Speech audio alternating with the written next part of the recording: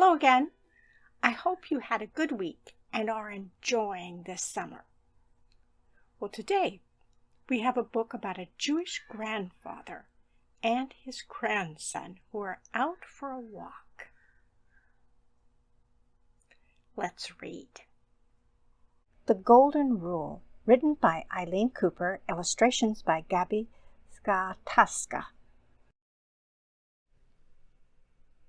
Eileen was born and raised in Chicago. She worked as a youth librarian for several branches of the Chicago Public Library before she became an author. In her spare time, she likes knitting, traveling, and trying to get her cat Bing to do something other than stretch out on the radiator. Gabby was born in Poland and immigrated to New York City at the age of 16, where she attended the Cooper Union School of Art. She now lives in France and is an artist, musician, and children's book author and illustrator. Let's read.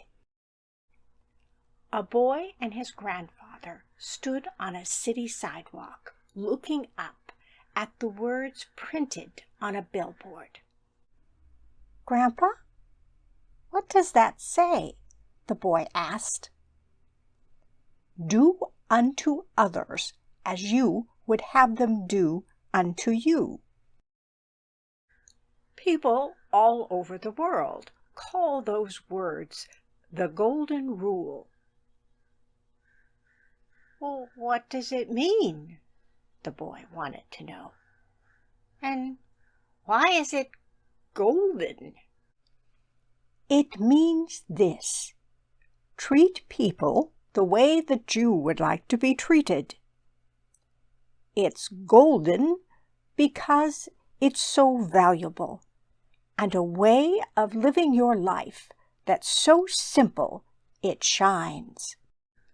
Grandfather led the boy to another billboard, farther down the sidewalk.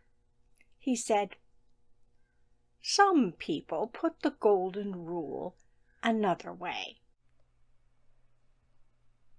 Do nothing to other people that you would not like having done to you." Either way, he said, it's a very good rule. "Who's it for?" the boy asked. You. Me. Anyone can practice the Golden Rule. A rule that's the same for children and grown-ups? Same rule. There aren't too many rules like that. Very few. And it's for people everywhere? Everywhere. Whatever their religion, people find the idea of the Golden Rule in their holy books, Grandfather said. Christianity says you should love your neighbor as yourself. Judaism says, what is hateful to you, do not do to your fellow humans. Islam says, hurt no one so that no one may hurt you. Hinduism says, this is a sum of duty, to do nothing to others which would cause them pain. Buddhism says, do not do to others what would hurt you. The Shawnee tribe says, do not kill or injure your neighbor, for it is not he or she that you injure yourself. The boy and his grandfather sat on a park bench. So, Grandpa, how can I start to practice the Golden Rule? You begin by using your imagination. My imagination?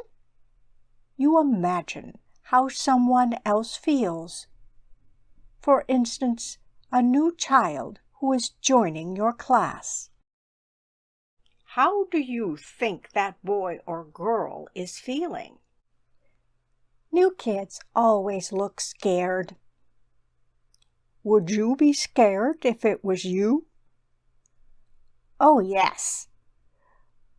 What would make you feel better? If someone smiled at me. So, to practice the golden rule, you would smile at the new kid. Ah, you've got it. I bet you can think of other ways you'd like to be treated, and ways you wouldn't want to be treated. How do you feel when you are teased or bullied? Sad. Yes. Mad. Yes. Small. I feel small. Sad, mad, small. Do you like feeling like that? No. Neither does anyone else. The boy thought for a minute about the golden rule. I see. There are lots of things I can do.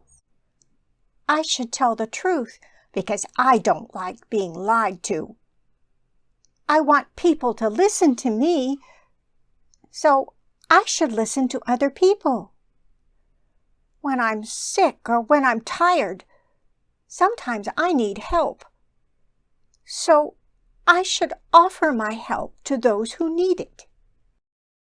You're getting the idea, Grandfather said. The boy looked at his grandfather. Practicing the golden rule seems like it can be hard. I said it was simple. I didn't say it would always be easy. Grandpa, the boy said, the golden rule is a very big thing, isn't it? Very big, and very small, and very old. It's been around for thousands of years. Thousands of years? Well then, I don't think everyone is practicing the way they should, Grandpa. Otherwise, there wouldn't be so many problems between people, between countries. You're right, my boy. I wonder how things would change if everyone lived by the golden rule. I think people would be nicer, kinder. They'd act better toward their families and friends and even strangers. What if countries lived by the golden rule? Grandfather asked. Well, then people wouldn't want to hurt each other because they don't like being hurt. Maybe there wouldn't be wars. That would be wonderful, wouldn't it? Wonderful, Grandpa. But you can't make everyone in the world practice the golden rule. There's only one person you can ask to do that. Me? You. It begins with you. The end. Now, this book was about a grandfather who is Jewish explaining to his grandson what this golden rule means. Now, both Jews and Christians know this using the words love your neighbor as yourself, which is from a verse in the book of Leviticus in what we Christians call the Old Testament and which our Jewish friends in their Bible call the Torah. Now, you may remember that Jesus explained who is your neighbor by sharing the story of the Good Samaritan. And a famous Jewish teacher many years ago said, "What is hateful to you, do not do to your fellow human," to explain to his students how to keep this love your neighbor as yourself commandment that's in the Torah and our Bible. And isn't it fascinating that so many different religions, cultures, and peoples also know and treasure this special idea? Christians, Jews, Buddhists, Muslims, Hindus, Native Americans, and many others. I suspect the Holy Spirit is involved, don't you? God speaks to all of us in the whole world in mysterious ways, doesn't he? See you next week. Bye-bye.